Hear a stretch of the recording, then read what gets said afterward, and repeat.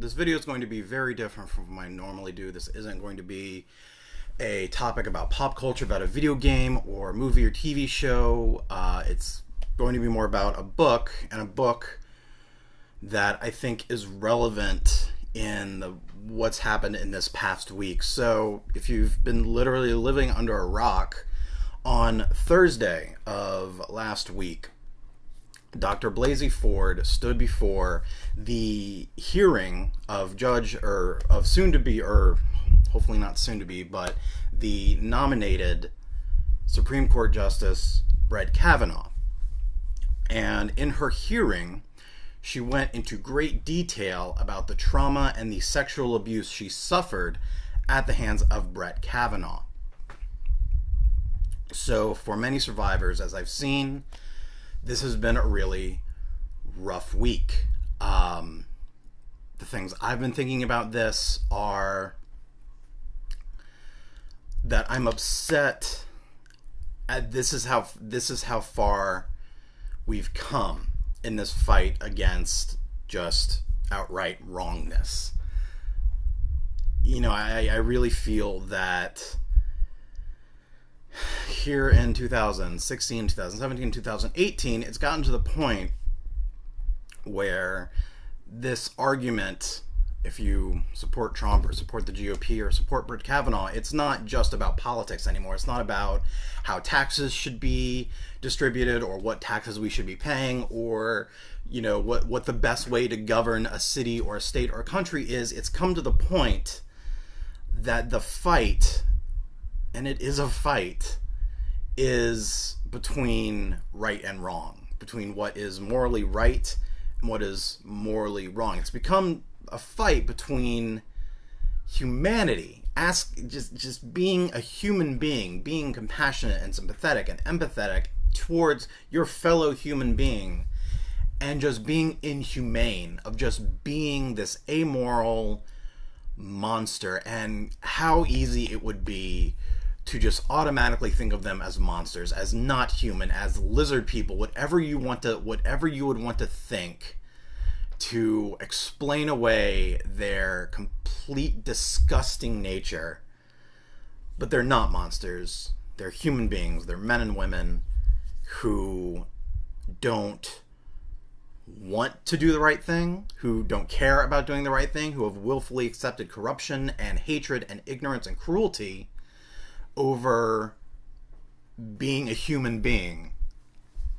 It would be so easy to just call them monsters, to call them not human, but they are. They are incredibly small human men and women. That's my first thought. My second thought is how difficult that must have been for Dr. Blasey Ford, not only to share her experience, to share her trauma, but to share it to a judicial hearing where on the other side of her, the people who are hearing her and not actually hearing her are just a lot of old white men who have already publicly stated they don't care about her, they don't care about her experience, and her voice doesn't mean anything. That whether Brett Kavanaugh did or didn't do, they don't care. That if he did do it, boys will be boys. Oh well, it was 35 years ago, no big deal.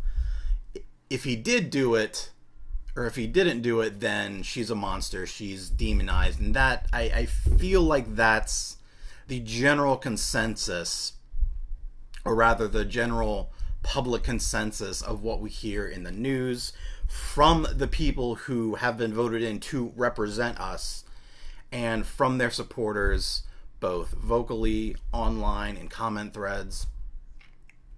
Just the hatred of her because she is a victim.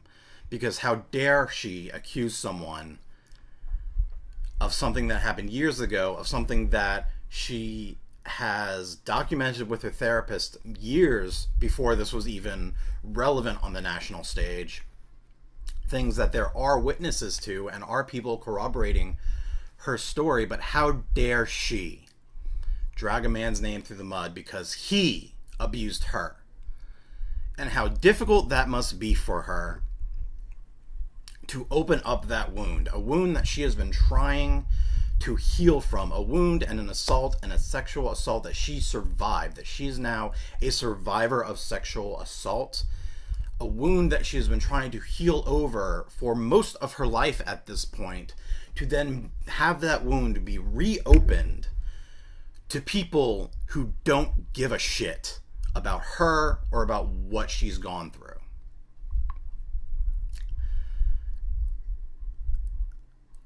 So in this video, I want to do two things. One, I want to tell you, if you are a survivor of sexual assault, of abuse, of trauma, your voice matters. Your experience matters. Your healing matters. And that your assault, your trauma, the fact that someone assaulted you is not your fault. And despite what all of the GOP representatives or any of their supporters want to tell you, it is not your fault. You are believed. We believe you. When you open up and tell us and accuse someone of this, we believe you.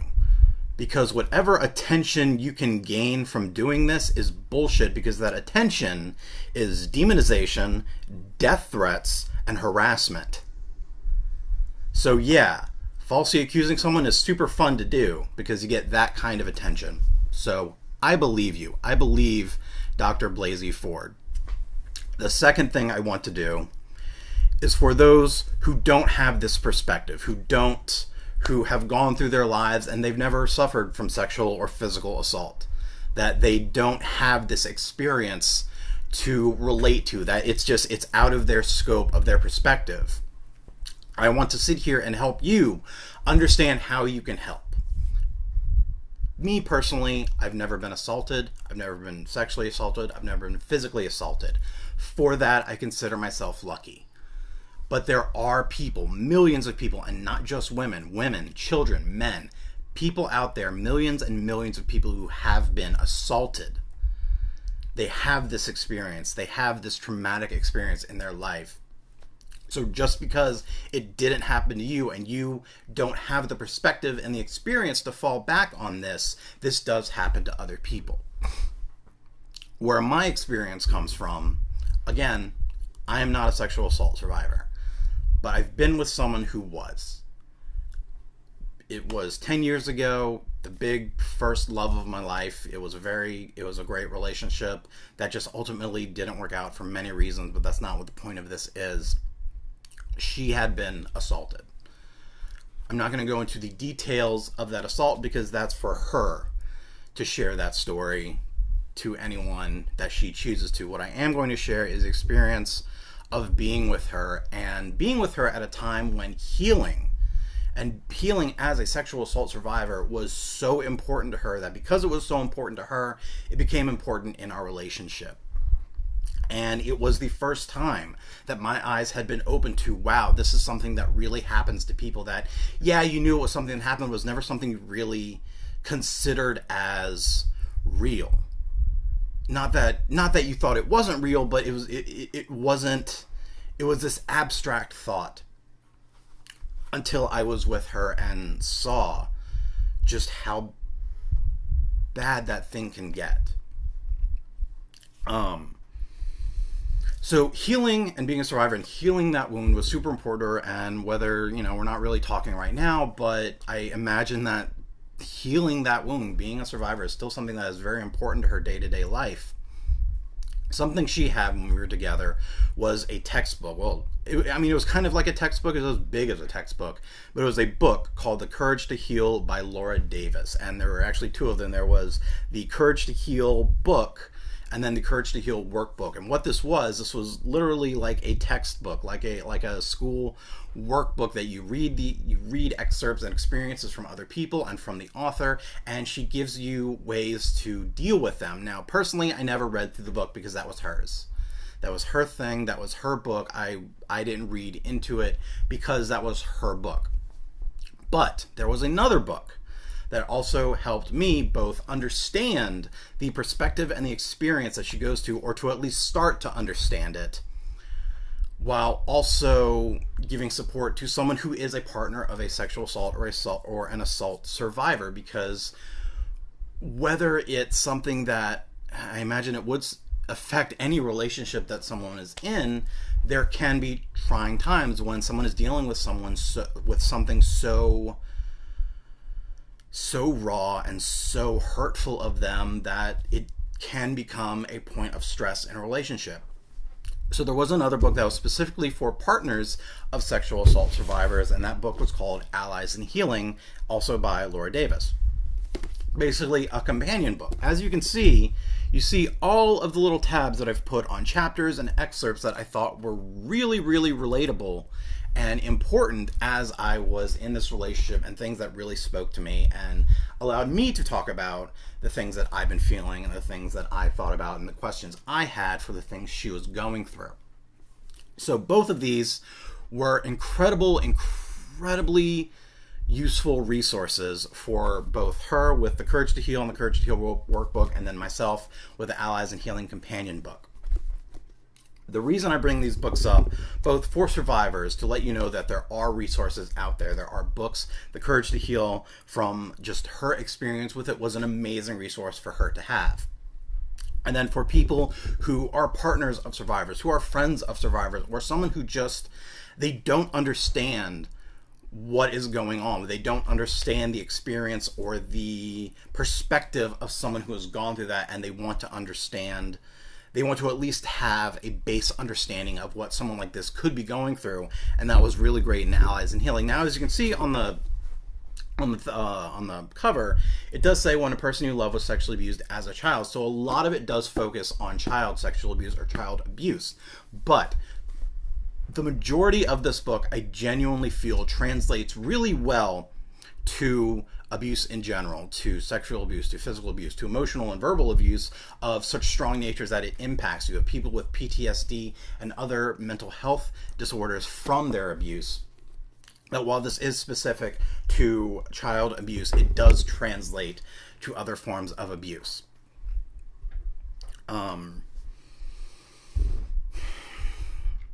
So look up those books, and I'm sure, I mean, I was reading this 10 years ago, so I'm almost positive that there's probably updated versions of this book from Laura Davis, and I'm positive that there are other books out there that can help you, that can help people come to terms with their abuse, can help people understand what someone might be going through. Because at the end of this video, I want to make sure that not only are survivors heard and believed and loved, that people have at least a way to try and actually understand what it is that person might be going through.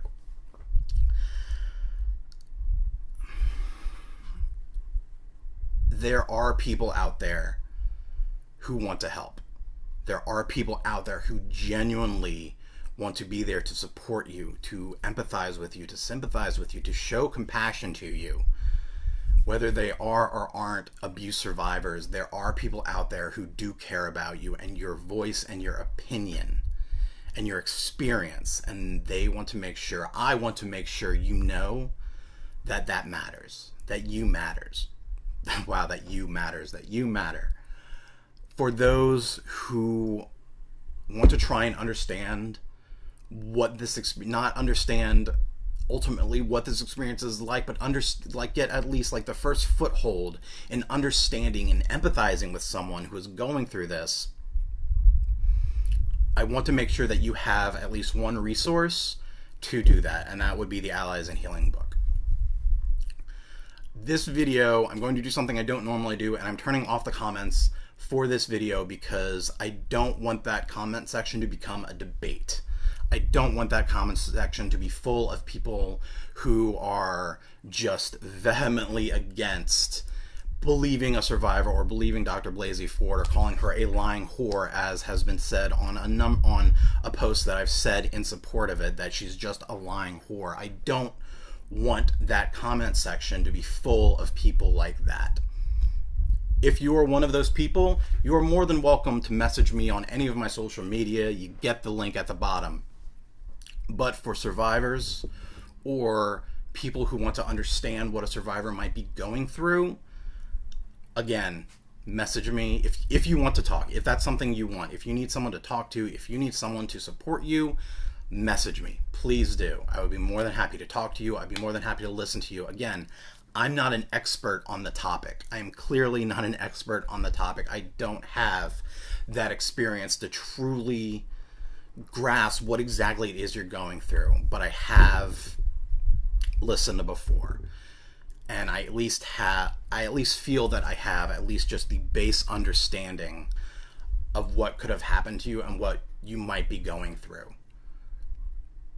So please, if you want to reach out, by all means, you can get me at any of my social media links. They're all at the bottom. If you don't want to talk to me, but you want to talk to someone, there are hotlines. I'm going to talk specifically about RAINN. RAINN is the Rape, Abuse, and Incest National Network. It is a hotline of support. You can call them to talk to someone, to talk to a professional, to help give you support. I'm going to put the number and their website at the bottom of this video. So if not me, if not someone in your life, if not a friend, reach out to RAINN, reach out to someone, and know that you are not alone. You are loved. Your voice and your opinion and your experience matters, and your abuse is not your fault. It doesn't matter what you were wearing or if you were drunk or if you led them on. Your abuse is not your fault. Your abuse is at the fault of the abuser, the person who made that decision to treat you as someone less than human.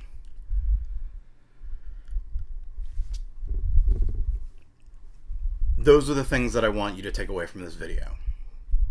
For survivors, I want you to know that there are people out there who support you and love you. For those who might be a partner of a survivor or a friend of a survivor or someone who just wants to understand what survivors are talking about, I want you to know that there are resources out there. Allies in Healing for friends or people who want to understand what survivors are going through.